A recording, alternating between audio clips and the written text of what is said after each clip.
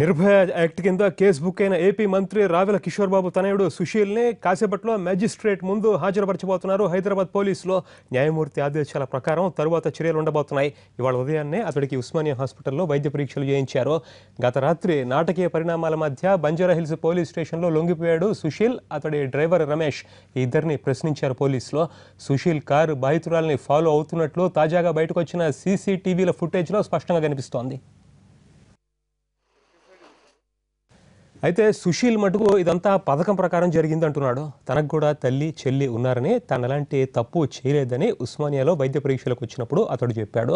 తన తండ్రి మీద రాజకీయ కక్ష తీర్చుకునేందుకు తనని పావుగా వాడుతున్నారనేది సుశీల్ వర్షన్.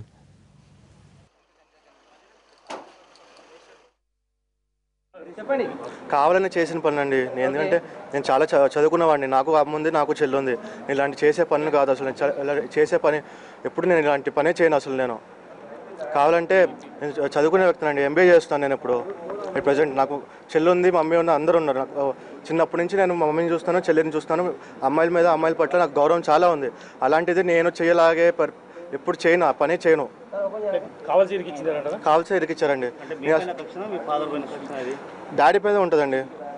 అంటే మీరు అక్కడ కార్లో వెళ్తారు కదా, సీసీ ఫుటేజ్లో కూడా కార్ ఆగినట్టు ఉంది కదా, దాని గురించి మీరేమన్నారు? లేదంటే అక్కడ ఆగలేదండి, మేము వెళ్తూనే ఉన్నామండి. సీసీ ఫుటేజ్లో క్లియర్గా